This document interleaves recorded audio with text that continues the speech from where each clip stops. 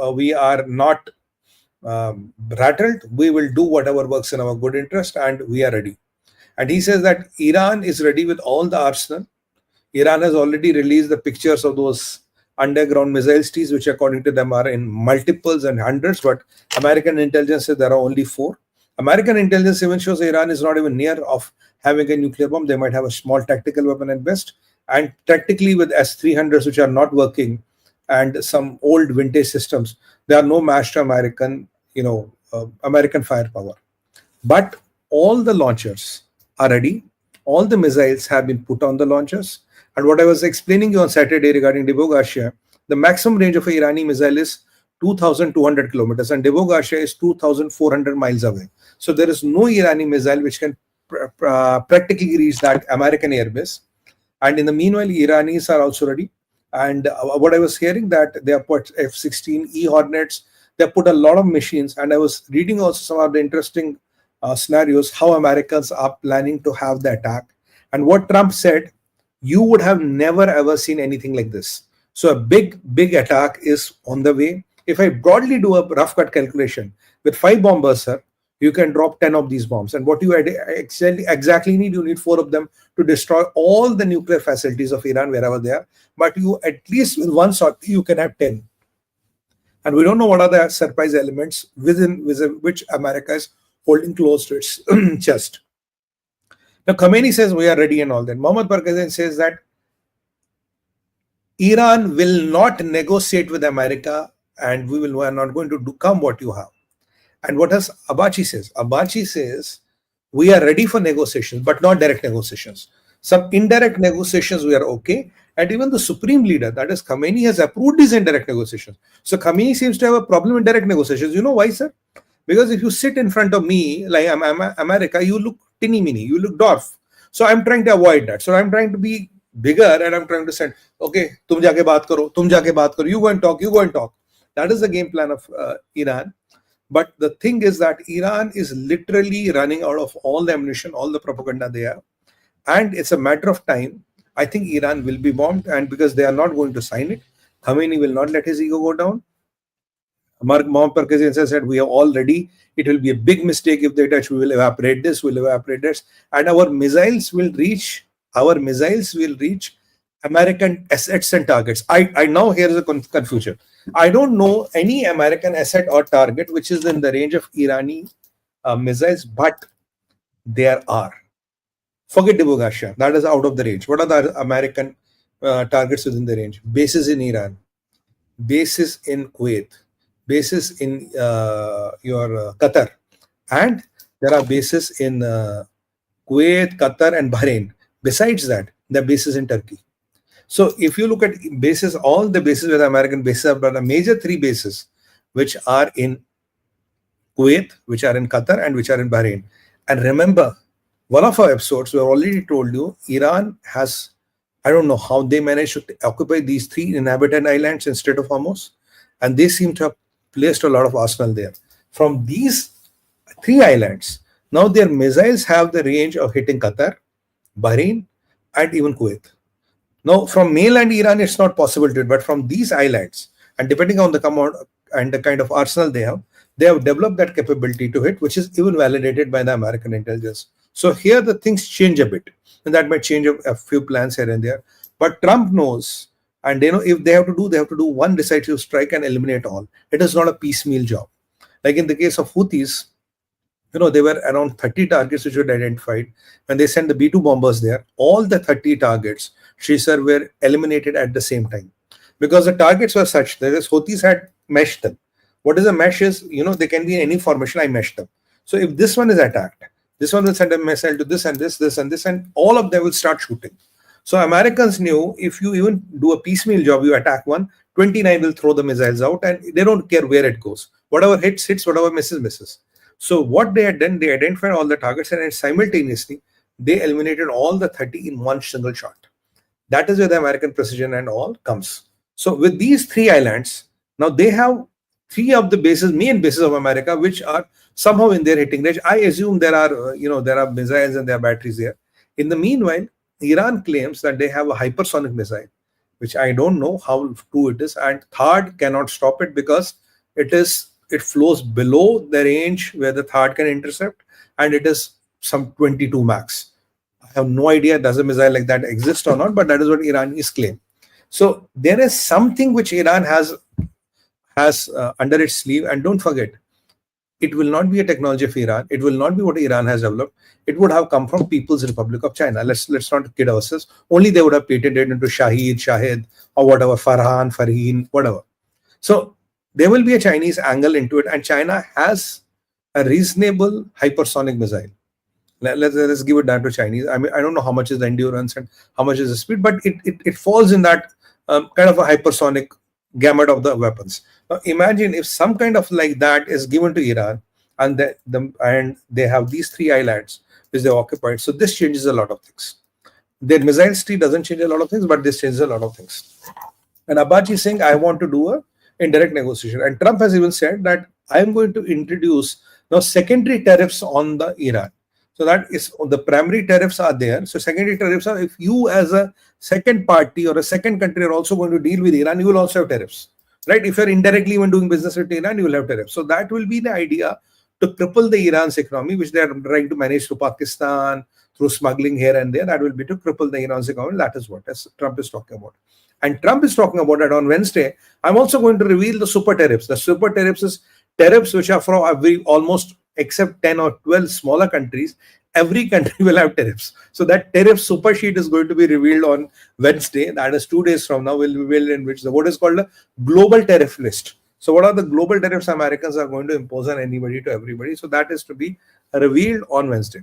So that, and Khamenei has warned Trump that if you try to enter Iran, we will literally burn the whole of Middle East. Again, the same old tactic. But there's a very, very important development I want to share it. That is usual of Khamenei, will burn the Middle East. You know, they're always threatening. They will threaten. They will threaten the oil fields of Saudi, Kuwait, and UAE. Now that has been the, and who was the weapon? The weapon for doing that was Houthis. Now I don't believe Houthis are in a position to really threaten so much of Saudi, UAE, or Bahrain, or even Kuwait. Now, if Houthis are diminished to a size, the main threat which Khamenei always gave to the West is that if you attack me, I'll get all your buddies into trouble. I'll burn all their oil. So Houthis are decimated to a size. The best thing Americans are doing, they're decimating them themselves. They're not using any help from right and left. So when you are not using any help, you are deciding your 𝗑𝙧𝗏 or your game strategy and you're going for it. Now, the important development which I want to report to you. Now, Houthi angle is clear, I believe. What I'm trying to do while talking to you friends, I'm trying to get all the angles so that you can relate the dots. Now, there's one important development. As I had predicted, Tayyip Erdogan will one day backstab NATO, and his Islamist and the jihadi inside him will wake up. What has happened today? Today morning, I saw a piece of news and I was, wow, this happened. Tayyip Erdogan, sir, calls Mohammed Perkizin and wishes him Eid. Shias and Sunnis wishing each other Eid. And says, for the security of the region, I am with you. And Perkizin says that if we want to protect the region, all the like-minded powers of the region need to get together. In a way, Tayyip Erdogan, a member of the NATO, is talking to Iran that I'm going to side with you, I'm going to help you, and we are going to work together. And he says, for the first time, Tayyip Erdogan for the first time says, kindly pass my regards to a supreme leader. Usually, Khamenei and Erdogan are like this. They don't talk to each other, they don't go well with each other. But when Iran is sensing trouble, and Erdogan is getting dismantled, his currency is failing, his inflation is out of the control, and his, what is mayor of Turkey is mayor of Istanbul is really coming for his chair. So he has decided to do a partnership with Iran. But the problem here is, how will you handle a situation when a NATO ally, now very good news for Europe, guys, have coffee, wake up to this. How will you handle a situation when a NATO ally is siding with Iran, is fighting another NATO member, that is United States of America? So what are the mighty biggies of Europe going to do? What is their strategy on this? What is the master plan of Macron? How is he going to kind of mitigate this situation? And this I had predicted about Erdogan. Push comes to shove, he's the only person who can dismantle NATO, and he will one day put NATO in a position where NATO will have to fight NATO. And what happens to a Charter 5? When one state of NATO is attacked, though, it's a war on whole NATO. So who are you going to fight for? Are you going to fight for Erdogan, or are you going to fight for Trump? So that's another interesting aspect. This has happened today. I think P-Grooves is the first channel which is talking about it. This really changed the paradigm. Why? Because Erdogan has a sizable army. Erdogan has some good drones. Erdogan has some good Russian equipment with him. And Erdogan, I think if I'm not wrong, he has S-400 batteries also, if my memory tells me right. So Erdogan is on this side, Turkey is on this side. Now imagine there's a Greece, there is Cyprus, and there are a lot of countries which have stakes. Europe being a divided house. So for America, your game strategy was, I studied all the formations. You will go and use FX-60s, 80s and all, take out Iran's nuclear research, which they could do. Now the problem is, if Erdogan enters the picture, things will drastically change. Because Erdogan has got a beating in Croatia. Erdogan has got a great rubbing by the Kurds. Kurds have beaten the shit out of him, and he's looking to avenge that. Because Kurds are backed by whom? Kurds are backed by Americans, right? And Erdogan is not happy with it. And with his failing and falling fortunes, he might go for the broke. So if Erdogan kind of joins Iran, then the game scenario entirely changes. So I don't know how Americans budgeted for that or not. In the meanwhile, the second American carrier is bound to reach there in next 5 or 6 days. So in next 5 or 6 days, we can expect the action to really come to life. And I don't know when is that 2 months window ending. Over to you, Sree. You wanted to make a point. Thank you, 𝗠𝗎𝗍. So you are right. Turkey does have S-400. In fact, because America warned Turkey not to buy S-400 from Russia, and they went ahead and bought it. There are sanctions in place on Turkey. This is already there. This happened some years ago. The interesting thing is, Ro Khanna and a few other people wrote an exemption, a waiver for India for doing the same thing. Correct. So there are some Indian American congressmen who actually work for India also, viewers. So don't, this is a complex piece. Let me put it this way. That's why I decided to be a politically independent. जिसने अच्छा किया उसकी तारीफ करो, जिसने बुरा किया उसकी आलोचना करो, बस. Criticize the good as well as the bad, and praise the good and critique the bad. That's all I'm doing.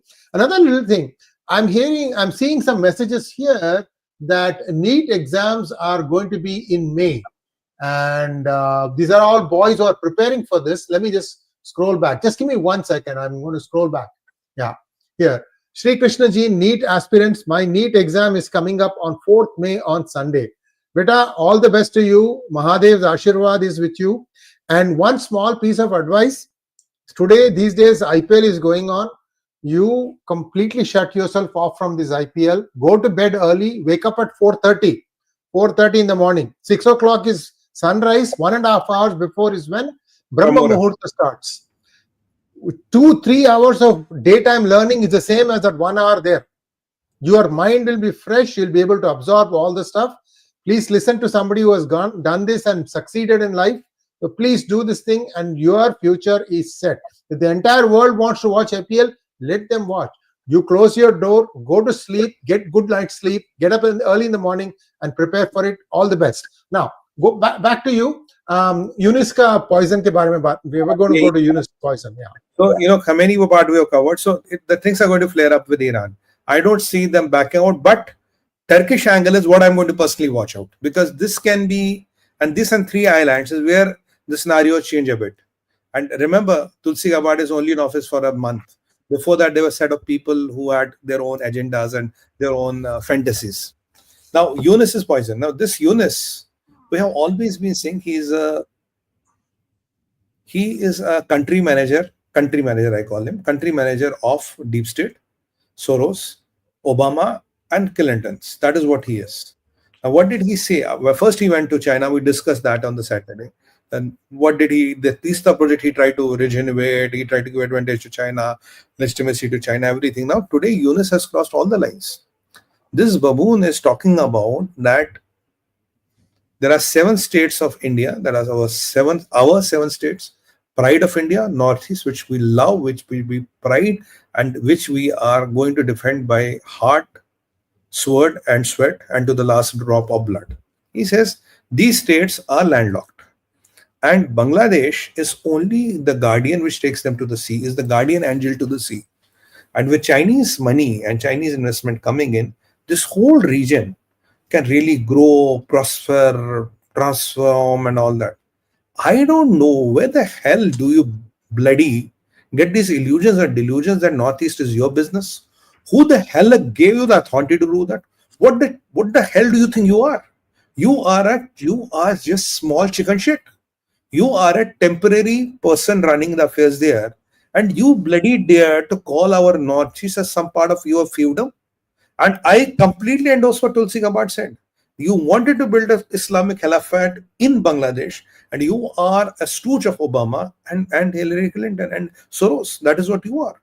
Now you are trying, now it is very clear, whatever happened in Bangladesh was done to destabilize India, was done to destabilize the BJP government, and was to destabilize the Prime Minister Modi. That is what the deep state wanted. And even what was happening in Manipur, it was a part of the same playbook, because here is the chicken neck. You activate Bangladesh, you activate Manipur. So we are caught in between. Then the Chinese come and they want to build the dam exactly where it hurts us the most. Now these, I wish this vlog was in Hindi. These Ahsan Faramosh idiots, what do you think you are, Yunus? You want to take all our money, you want to live by us, you want to have a nice life, and you think you can sleep with the Chinese and we will let you do whatever you want to do. You can have whatever you want to have. I am really telling you, the days of Yunus are numbered, because now the snake has vomited all the poison. Now there is no, it's not a grass snake. It's a Russell's viper. It's a what you call a viper. And I think Russell's viper is the name. It's a pit viper. Now this man is a pit viper because his venom is now out. He is talking literally of a master plan with 7 states of Northeast. Who the hell you are, Yunus? What is your size? Tumhari auqat kitni hai? What are you worth of? People like you are sold and bought for a few $1,000s. That is what you are. And you are talking of Chinese will put the money and there will be economic prosperity and development. Where has Chinese money got you the development? Has Bangladesh prospered with the Chinese money? Tell me one country. If you want to live what China had Chinese money to, go and look at Pakistan. Look why Pakistan is losing Balochistan is because of Chinese interference there. Look why Balochis are killing Chinese. Look why Balochis are even killing Pakistani. I mean, it's because of Chinese interference. It's because Chinese wanted to interfere there. Because Chinese wanted to loot them. Chinese wanted to con them. And Chinese started a bloody business wherein they wanted to marry their daughters. And Balochis refused that. And let me tell you another fact. I didn't want to get to this, but I have to get to this. All the Chinese which married Pakistani girls were mostly from Punjab. You know, the Punjabis, these Punjabi Muslims are very opportunistic. They will find the first guy, 𝗪𝗏𝗧𝗧𝗧𝗧, 𝗪𝗏𝗧𝗧𝗧𝗧. You know, anyway, I don't want to get into how many people, 80% of the rapes in Pakistan happen with male child. 90%, sorry, 80% of the female rapes are done by chacha, mama, khalu, mosa. That is what the reality is. 85% of the rapes, that is how they are done. Now, these people don't mind selling their girls to Chinese for gains. They tried the same model in Balochistan and Baloch brothers opposed them. Hardly any Baloch girl has been married to a Chinese. I don't even know there's a Pashtun girl which is married to a Chinese, but Punjabi Muslim girls, they are abundantly married to Chinese. So when Chinese tried to get there, they really got whacked and they lost their, I don't want to go beyond it, they really lost their whatever should not have been lost, which makes them kind of useless. Which makes them useless and important. So they lost there. So now you want to try the same trick with Bangladesh. Now, Yunus, you want to make Chinese prosperous. Remember what happened to Pakistan. This man is the biggest traitor of Bangladesh because this man is going to get Bangladesh into Stone Age. This man is trying to sell it to China for peanuts. This man is trying to sell the future of Bangladeshis to China. And what happened to that great Bengali culture? What happened to Sheikh Mujibur Rahman's legacy? What happened to the cause where Bengalis fought for this? And how long can you tolerate this man and let Hasnat Abdullah and Nahid Islam, these stooges of Hizbul Tahrir? And do you think Bangladeshi army will let you do it? Do you think they will just be sitting like this and they want China to come and make it another Pakistan? No. I am telling you, China, if you dare to do this in Bangladesh, swear to God, Balochistan is just not the trailer. You will see worse nightmares than Balochistan. You will be slaughtered, you will be eliminated mercilessly in Bangladesh because your model has failed. And if you're eyeing our Bangladeshi sisters and daughters, that is the biggest mistake you do. Go to anywhere country in the world. Don't come to our neighborhood with these plans. If you want to have these half breeds, which was your policy of the strategy, I know half breeds, and then these half breeds will dominate the political spectrum and will dominate the scheme of things in Bangladesh. That is not going to happen. People know how Balochis have beaten the shit out of you, and same model can be easily replicated with patriotic Bangladeshis. They won't let you happen to. And Yunus, you won't be able to survive in this plan. And Yunus, if you're so much in love with Chinese, you have a daughter, I believe, and I think she lives somewhere in America. Why don't you find a mainland Chinese son-in-law? Why don't you start with there, Yunus? Won't that be a good idea? It's a good idea, no? Mainland Chinese son-in-law. Start with charity begins at home. Start with that. Let's see how it goes. That is this about this, Yunus. You have a point and I'll go to the next topic. Yes. So viewers, Indian Army, Indian Defense, Indian Navy, Indian Army's doctors, they were all rushing to Myanmar to give aid in any which way they can. And I have a small 1-minute film that tells you what is going on. Just take a quick look at this.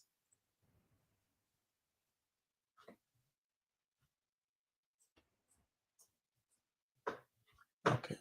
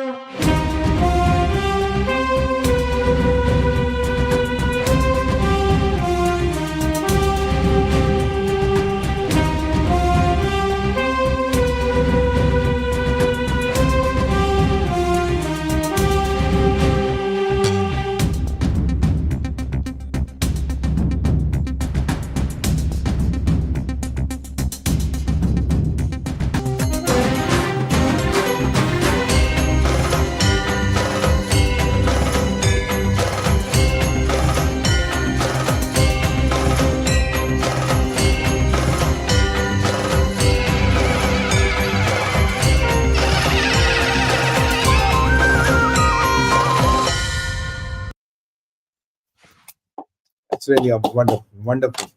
That Thank you so much. Yeah, wonderful. Go ahead, please. And we all Indians, and wherever we are living in the world, we all should be proud of this, because this is what Bharat and Bharatita is about. We are the first ones to reach. Even we reached the Turkey, number 2 would have reached number 1 before Israelis. The Pakistan would have given us the airspace. They blocked us because they didn't want us to reach first. But it doesn't matter what Erdogan is returning the favor. But when it comes to humanity, we are undisputed number 1 in the world. Nobody can take it away from us. Now, let's come to this. 3 more topics to cover. 3 more topics to cover. So maybe 2 minutes or something like that. Yeah. So yeah, we are already, yes. And second, we're talking about this tsunami in Japan. Now, Japan is waking up to a new fact. They're estimated there might be an earthquake of 8 to 9 which might hit Japan. And as per some estimates, so we hope and pray we are wrong, and all these estimates are wrong. We are talking about some 300,000 people dead and a loss of $2 trillion to economy. Even after you literally have to evacuate 10% of the Japan's population. With aging population, with less of nurses, with less of medical facilities, 300,000 dead and $2 trillion lost to the GDP of Japan, which is almost 50% of the GDP, and to an ailing old country. I'm not trying to be demeaning here. I'm trying to be very respectful. It will be a big blow. But that is something, and the body which has predicted it has been doing these predictions for quite some time, and unfortunately, all the time they have been right. We'll be hoping and praying that the disaster, if at all it has to happen, will be minimalistic. We are there to help Japan to save as many lives we can. But this is a very bad and unfortunate news. We hope and pray this doesn't come. Let's keep our fingers crossed. And by the way, I have one point to tell you. There was a skyscraper in Thailand which collapsed. It was in making, 30 stories. And you know what is the most interesting part? There was a Chinese connection. There were 4 Chinese nationals which were caught. They were trying to take out some papers. Because it was a joint venture between a couple of companies, and one company was the China Rail Corporation, which was one of the players in this. So this project of China Rail Corporation, they have been losing money on this. What is believed? Poor inspection, substandard materials, compromise on the quality, compromise on everything. Even before the building could be occupied, the building has fallen down. This was supposed to be a big government office, 30-story tall. So that is what the Chinese construction is all about. And after Chinese nationals trying to slip some documents and all, there's a very solid Chinese handle and a connection to it. So the investigation has been ordered. The Prime Minister has asked to seal all the documents, and the 4 Chinese nationals are detained. And it is that this Chinese Railway Corporation is directly linked to the People's Republic of China government. So again, now for the countries who want to have Chinese construction there, this is what, look at Thailand, look at the skyscraper which was made, which became dust even before it could rise, and it could face a rain or a monsoon or a wind or a storm. It was dust before inception. That is how good the Chinese construction is. And they must have promised them Earth and the moon. And when the disaster happens, what do Chinese try to do? They try to steal documents and make sure no footprint is left.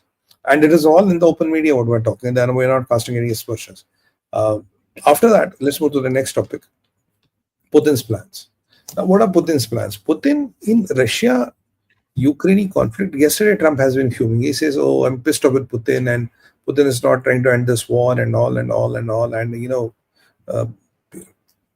I'm not happy with it." Now, Putin has been playing a very solid game. Putin says Zelensky is not a legitimate president. Get me a legitimate government, and I will sign the deal. And in the meanwhile, if United Nations, Europe, or anybody else wants to step in, they want to elect somebody who's a more legitimate government, I'll sign the deal with him. I don't want to sign the deal with Zelensky. What I've been always telling you, even before Trump, I was telling you this. With Trump and Putin, they use all these tactics to buy time. In the meanwhile, Russian army is kind of advancing. They are getting more and more fortified their gains. They are fortifying everything what they have got. They've almost got all the territory they want. And amidst giving assurances to Trump and Putin, both are attacking each other's energy sectors. Today, there was a piece of news in the Russian media which was criticizing Trump. This is Trump's talk is like those 2-cent things in the market which hold no relevance. And Putin is trying to say, get me a legitimate person to talk. Now, what is Putin's sweetener? Now, Putin says, I want to end the deal. I want to do it. And in the meanwhile, Mr. Trump, American companies can come and explore minerals within Russia. So Putin knows that with Trump, you have to always throw an economic entizer. So with the political disco he's trying to do, with that political dodging he's trying to do, he has through this entire come and explore. I think the come and explore minerals on mainland Russia. I think there are already 9 or 11 companies from America which are interested to go to Russia and explore and do and get into contracts with Russians. That is one. What is in the mind of Putin? In the mind of the Putin is, he says he doesn't want this war to end the way it ends, because if this war ends the way it ends, Zelensky gets automatic recognition and he gets money, he gets a loan share. So he is disputing Zelensky. By the time he is disputing Zelensky, he's putting a lot of things in a frenzy. So when things get in a frenzy, so you have to now form an alternate government, an alternate governing body, or some kind of a alternate arrangement. That all will take time. In the meanwhile, Putin has told Russian soldiers, don't spare any Ukrainian soldiers if you find them. So Putin wants this war to end in a different way, because Zelensky wanted earlier this war to end in a different way, what we covered, I think, 2 or 3 chapter topics back. Now Putin wants to end war this in a different way. He doesn't want diplomats to end this war. Now Putin believes military can end this war faster. If you capture whatever is left, you capture and you let Zelensky surrender, and you will capture this war faster. So now let's see what it happens. So, but he knows Trump is not going to be happy about it. So what does he about Trump? Come and explore minerals on Russia. We are all with you, and your companies can come and do business with us. So Ukrainian mineral enticer, which Zelensky was talking to Trump, that is not in the game, because Russia has much more minerals and a lot of land to explore, and there is no problems within the Russia. So that is going to be an interesting aspect, how Putin wants to end the war and how Trump is going to react to it. For the first time, we have seen some anti-Trump rhetoric in the Russian media, which is unusual, but today we have seen it. But let's see how long does it prevail, or how long does it stick. We will be keeping our watch on that. So that is where the war is changing and the things are changing. And I had told you, Putin said that he is not going to intervene in Greenland, and Putin is not intervening in the Middle East, though Iran has reached to Putin, Turkey has reached to Putin, but Putin has decided not to intervene. So deal is cut, as I've been predicting. Russia, Mr. Putin, you're out of Middle East, don't interfere. Don't interfere in Greenland. We'll let you whatever you need in Ukraine, we'll give you that to your table. But Ukraine is going to get complicated, because it's not going to settle so easy. Zelensky is not giving up. Putin doesn't want to talk to Zelensky, and whatever Trump talks between the Zelensky and Putin don't agree to it. So let's see how it works. So where does it go? We'll keep a close eye on that, because Putin now believes military can do a better job rather than diplomats. That is the thought process within the Russian camp, and there are legitimate reasons for that as well. So let's keep our fingers crossed. Now let's move to FRANCISTAN. What is this FRANCISTAN? Oh, this is a new country. You don't know about it? You know, if you go to Algeria, especially northern Algeria, Morocco, Mauritania, Tunisia, they are Muslim countries, and they all speak French, because somewhere down the line they have been colonies of France. So when I went to, I think, Algeria, and their French was as good as French in the mainland French. They could speak fluent French. And I said, wow, this is interesting. There was no Arabic accent. There was no that linguistic MTI, what we call as mother tongue influence. Perfect French. Yeah, they look different. And incidentally, these all countries are Muslim-dominated countries. 95, 98, 99% of the population, maybe around 90 is Muslim. And in some countries, there are some minorities like Christians and Jews and some other people as well. Now, I want to take you to an episode which happened in France 6 months back or 9 months back, when the rabbi of the Jewish community told 1% of the Jews of France, 1% of the Jews of France are not safe in 90% Christian-dominated France. You should go to Israel. We talked about that on videos. Now, exactly his words are coming prophetic, and they're coming true today. What is happening is Macron has banned Marie Le Pen. Who is Marie Le Pen? Marie Le Pen is the right-wing leader of France. You know, she had an edge in the election, but Macron went with the leftists to save his government. Now, Macron says there are some allegations. Now, if you go by the allegations, every leader will have such allegations. So 10 years from joining a political party, contesting elections, basically they want to put Marie Le Pen in a box and the right-wing parties of France in a box and call them a day. Right? And the so-called right-wing within the France. Why does this happen? So the question is, why now? Why does this happen? Oh, there's a logic behind everything. This comes exactly 48 hours. This comes after 48 hours. Before 48 hours, when Trump said that we want a deal with Iran, else we have all the options. He didn't use the word bombing. And when Iran refused his offer and threatened America, then this Hungary's Prime Minister, Orban went and supported Trump. He said, I support Trump in this. Now, this was a big thing in the European Union. Well, Europeans and Americans are in the crossroads, and European country and his leader goes and says, I support Trump. And that Orban's statement made a lot of international noise. So suddenly these timid people of Europe, these people who have lost their objectives and lost their missions in Europe, are worried that what if tomorrow Mary Le Pen kind of says, I support Trump? So it will look to be a divided house. So what they are trying to do after Orban's episode, they will try to muzzle the voices of all the right or non-left leaning parties of the Europe. So even that will be German's part. What is FDA German party? There'll be Hungarians. There'll be all the people who are non-left. They will try to muzzle their voices so that they don't in any way support Trump or Putin or whoever, and the Europe will look at as a divided house. That is where the whole logic is, because after Orban's support, now they suddenly try to find some charges and try to bang Mary Le Pen. Now, can they do it? Does she have an option of going to the court? And yes, she has. I don't know what Macron is up to, and I wish him all the good luck. I love France as a country. I love French as people. A beautiful country, beautiful people. One of my most favorite destinations to visit. But I have to tell you one thing.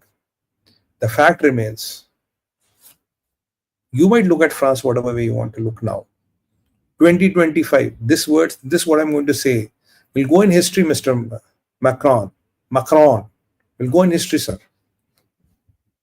31st March 2025, I'm making a statement. When I went to northern Algeria, and I had this customer called Algerian Telecom, I found people speaking fluent French, but they were Muslims. And I was told they speak fluent French. They're Muslims and it's Algeria. 35, 45, maybe by 50. I'm hopefully there.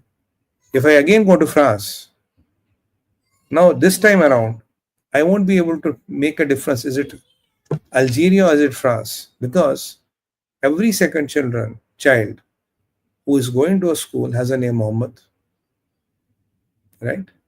And they are Muslims and they speak fluent French. So 25 years down the line, you will not be able to comprehend which part of, is it Algeria or is it France. So by that time, they'll already talk of a unification. They'll already talk of some kind of arrangement, some kind of a caliphate and all. When you look at the numbers of the birth rate numbers of the French, they might look okay, they might look normal. But when you look at the birth rate numbers of the French Christians, which is the majority community, and the French Muslims, there's a hell of a difference. The numbers are good because the Muslims are growing at an exponential level. And the Christians are literally, their birth rates is falling across the whole world.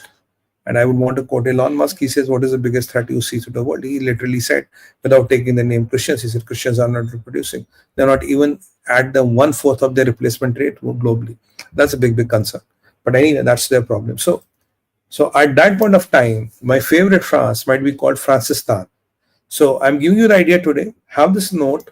This episode will someday go into history, wherein we told what France is going to be, because after 25 years, all these Muhammads who are out of the school, with due respect to them, they will be French. They will be the France's people. And every second person being a Muhammad, which is happening right now, or a Nazir or a Kareem. So what will be the difference between France and Algeria, Morocco, Mauritania? Nothing. The French will lose what the France stands for.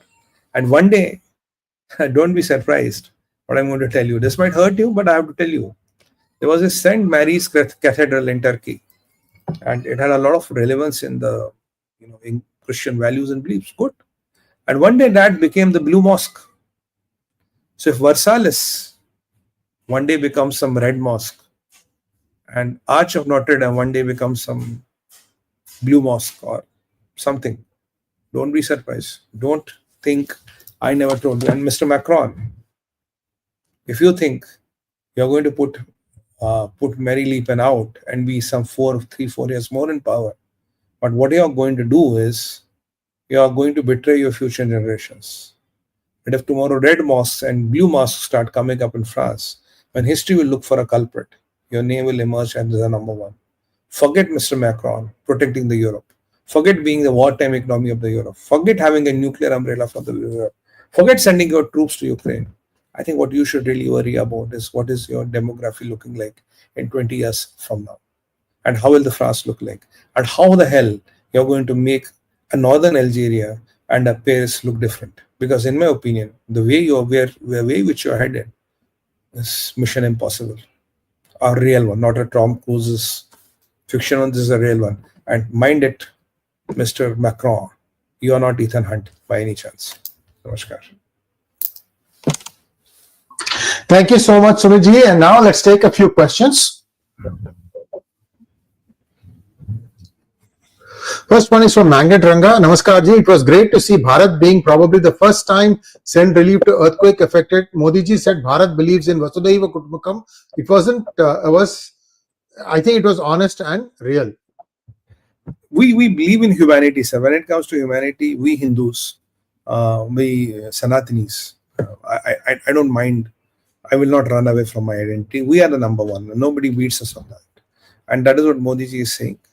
But as I always say, we worship Lord Krishna, who is the biggest charmer of the world. There's nobody like Krishna. But he also carries the Sudarshan Chakra. Depends which Krishna you want to see.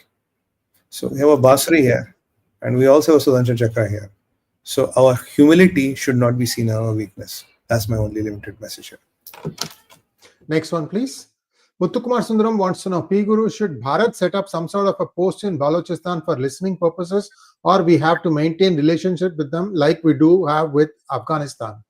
I think with Balochis, we can have a much better relationship because Balochistan is much strategic. Balochis are not those rabid communal people. They are not typical jihadis.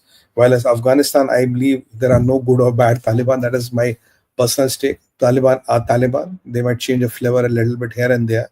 But it is like your dal, which is like your sambar, which might be a little spicy today or tomorrow. It might have a little bit of more tamarind in it. But more of a sambar remains the same, right?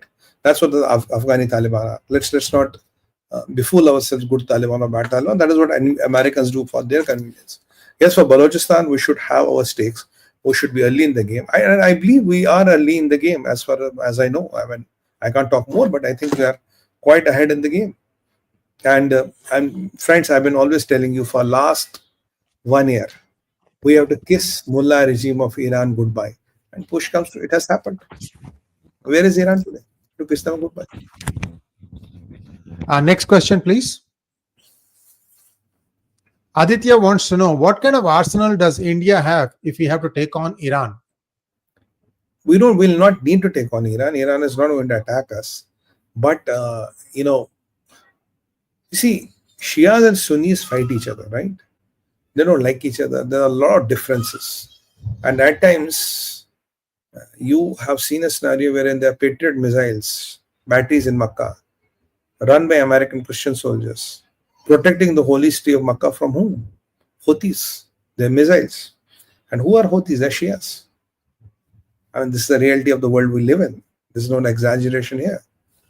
But a same Khalifa, Sunni Khalifa, who thinks he's the topmost leader of the Islamic world, wants to call up a Parkazine, wish him Eid, and then we should be together and convey my readings to Khamenei. What does that tell you? I've been always telling you, 𝗤𝗏𝗏 𝗤𝗏𝗏𝗏 𝗟𝗏𝗏𝗏𝗏. So when that thing becomes common, anybody can build bonds with anybody in this world. And the people who have been always arguing with this is not possible. Did I protect you? One day he will go to Khalifa, will put NATO in a situation where they have to fight each other. And one day, this Khalifa will talk to Iran. Push comes to shove, he will talk to Khamenei. He did that. So we don't have to take on Iran, but I don't think there's a situation like that, and Iran will not dare to touch India. Now, how many enemies can you have? You won't be able to touch India. Next question. Ask question, is it possible for Akhand Bharat anytime in the future? Akhand Bharat does not mean the same land, same population.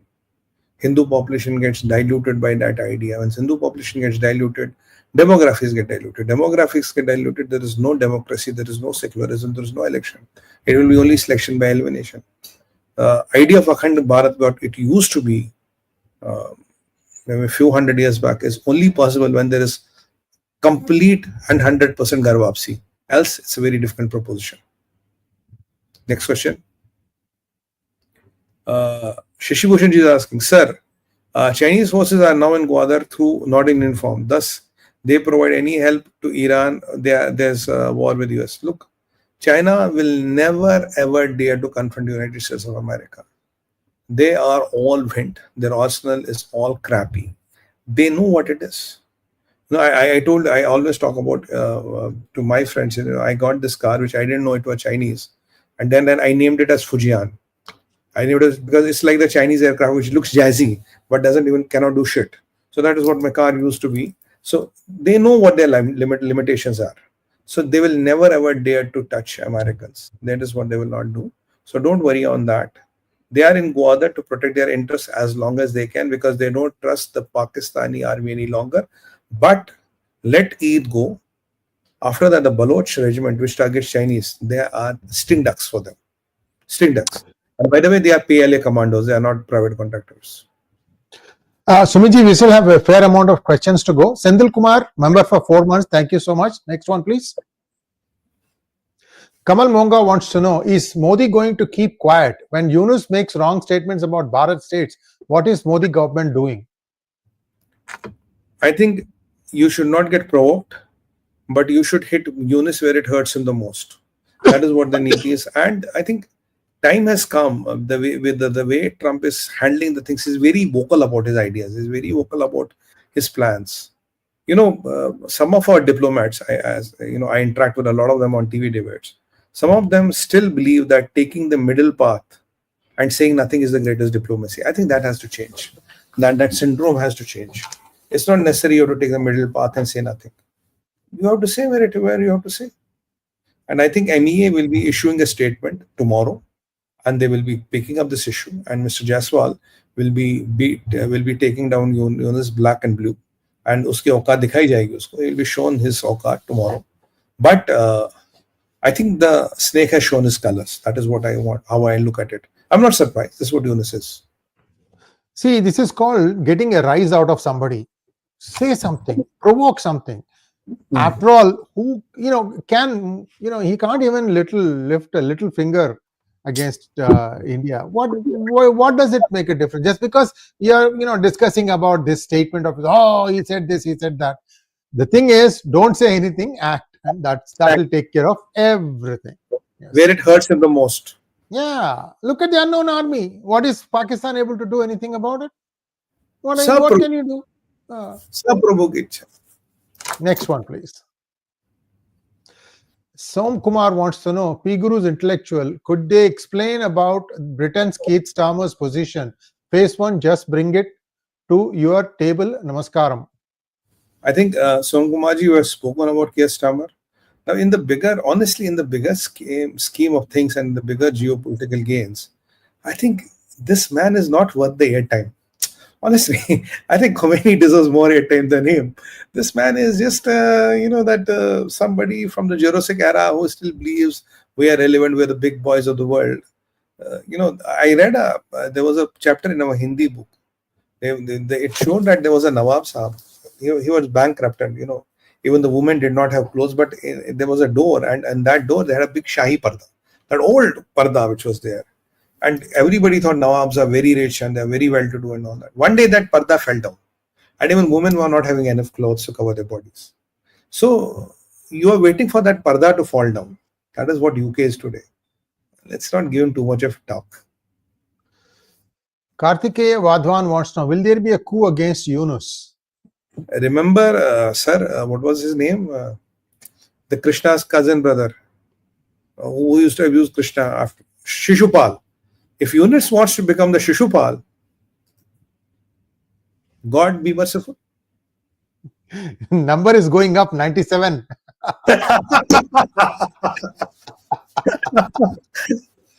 Kya kare, sir? Next one. Venkatesha S wants to know, why does the US want to fight with Iran?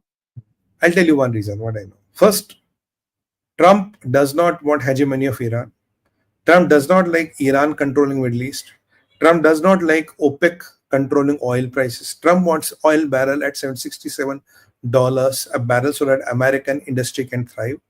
Trump does not want to have energy dependence on the Middle East and work to their whims and fancies. They have tried it enough. Trump needs few $1 trillion. Trump has introduced a scheme of a $1 billion golden visa. And I've been speaking on it before as well. He has spoken to the Jewish lobby. His son-in-law is a Jew, and he's one of the 3 prominent Jewish families in the America, rich Kushners. Now, and he has spoken to them, saying, look, I need $5 trillion or $7 trillion. I need few thousand people who can put this billion and get buy a US citizenship. And for the Jewish community, it's not a big deal to get 4,000-5,000 people with that kind of money. So we are talking of 5 to 7 trillion on the table, and they can get it right now. The deal is, look, Mr. Trump, we'll get you what you want. You are very nice here. We love America here, but we love Israel also. And for Israel to be peaceful, we don't want this Khamenei to be around. So can you take up this Khamenei? We will take care of your interests. So there are a lot of reasons, and let's not forget. It's a business deal. It's a business deal. Yeah. And let's not forget, the global economy is still controlled by Jews. You like it or not, that's the reality. Even the American economy is controlled by Jews. So, and all the Jews love and live and die by Israel, and that's not a bad feeling. They should, exactly. Ravichandra Rao wants to know how China is able to push the growth in semiconductors and EV when their economy is stagnating. Sir, China's numbers are like claims of Congress. हमने गरीबी हटाई और हम गरीबी हटाएंगे. So they are figment of imagination. They're all fudged. They're all manipulated. So nothing in China can be trusted. This country has gone beyond anything.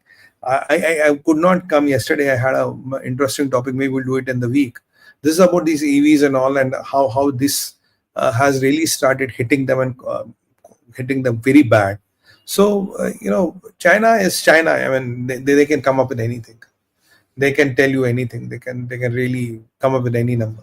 How do you believe anything coming from China when their oil imports are lowering, when their imports and exports are not growing, when the inflow of FDI is getting squatted, when billions of dollars are leaving China? How are they able to show growth? I have no idea. Ravichandra Rao, there was a video in the morning with Elmer Yuan on what is happening in China. Do watch that, because according to him, Xi Jinping has only 1/3 of the complete powers that he used to have before his stroke. He has been defanged considerably, and he expects a change in the top position. He even predicted who is going to be the person who might succeed him. All the stuff in that video, do take a look at that one. In fact, we'll just put a link to that in the chat window here. Sachin, please put the link to that in the chat window. Thank you. Sachin, did Mr. Elmer say he'll be running to China or not? He'll be running to Russia, not Russia. Sorry, Russia. He's speaking to Russia or not? So we'll talk about that. There's a lot of interesting developments going on.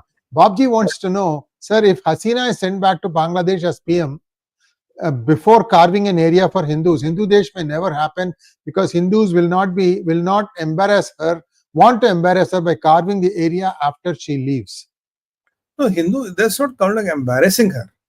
After the genocide which has happened, after the things which have happened, it is to prevent a future genocide, and it is something to prevent a 7th October 2023 like Israel kind of a carnage. So this would be not practical if everything was normal. Then it will be, you are not trusting me. But after what has happened, boss, now this is a preventive measure. This is something which should be done to make sure it doesn't go worse. So what is wrong in that? I mean, this is nothing to do with anybody's ego or attitude, because there has been an occurrence of events. And now Israel could have chosen, okay, 7th October happened, it will never happen again. We'll talk to Hamas, everything will be good. But Israelis went and started eliminating Hamas. So it's like that. If they would have not done 7th October 2023, I mean, but Hamas leaders now themselves admit we never anticipated this kind of a Israeli response. We thought we'll take the hostages, then we'll negotiate, get our prisoners out, and we'll live happy-go-lucky. Now they are literally shitting in their pants. Babji wants to know, sir, is it true that US came to India's aid during 62 war? Yes, it did. If not for China's retreat, they would have fought the war alongside us. Yes, that is true. Why is there a narrative that US cannot be trusted? Your last part of the question has the answer. a lot of people, and there are a lot of people who are perpetually, engulfed by some kind of a nasha, what we can, and then they always have this: you cannot trust United States of America. These people know nothing about geopolitics. These people, I don't know, they have studied fine arts possibly, never traveled the world, and they will also never trust the Americans. And this is all BS, what I would say. But what you rightly said, and this kind of a narrative was built in India. This kind of a narrative was built, and still I have people who still call it the West, which I am not. I really hate this word West, because they want to paint everybody with the same brush. It's not West. Name the country. Then where your problem. Don't say West. So when you say West, everybody with the same brush. Yeah. Next one, please. Sree Rajagopal wants to know, sir, being Sunday, China ka endgame was not aired. Am I correct?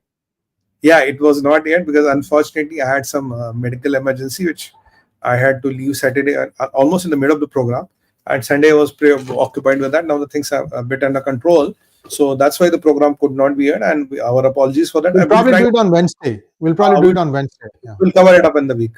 Wednesday looks okay. Yeah. Next one, please. Pratibha Raina wants to know, why no news channel talks to local Ukrainians about what they feel about the war, Zelensky and elections? Heard Ukraine is building $1 billion ski resort during this war. A lot of people during this war, Pratibha-ji, have got rich. As per American President Donald Trump, there's around $150 billion which is missing. Zelensky says, I don't know where the money went for. Zelensky bought Maserati for wife. He has bought French estates in Italy, in Tuscany, in France, in Spain. So when people are buying estates and wives for, and their wives have these Maseratis with hand carved seats and leather and all, what is $1 billion resort? At the end of the day, you have $150 to $200 billion which are missing simply, ma'am. Pata nahi kahan gaye. So they will crop up somewhere. This is one of the seeds which is cropped into a sapling. Next one, please. Nikhil Harur wants to know, Harur. Do you have any trips planned to Australia? Would love to interview for a Sydney audience. Thank you, Nikhil, for the offer. I will let you know if I'm going to be coming to Australia. It's one of those things in my bucket list. I have not visited Australia yet. Haven't gone down under. Ravi Shankar Thandaram wants to know, I deal with a German company. Considering the challenges in Europe, would it not be better for this company to expand its operation by investing in India with a manufacturing setup? Long run better? Yes, it will make all the sense. But these people are led by the two elite gentlemen with the greatest vision and the greatest intellect, which even beats Aristotle and Socrates put together. And one is Mr. Macron, and second is Mr. Keir Starmer. And if they're still illusioned and delusioned by their exemplary leadership skills, well, let God have mercy on them. What can I say? Thank you so much, Sumit. That was a wonderful interaction, and we managed to answer almost all the questions. Thanks once again. We'll see you, viewers, about China. We will keep you updated. Tomorrow, Sumit will be back. Regular programming in Hindi. Namaskar. And friends, I have to request you here. You have to like this video. Zarur karna like ka button, hai na? And subscribe. Subscribe all. Put all, not half, all. And on that note, I know you're going to do it. And even I miss not coming on PGurus. I wanted to come but could not. Even I miss the same, because it's like an extended family. On that note, Bharat Mata ki jai, Vande Mataram, and Har Har Har Mahadev.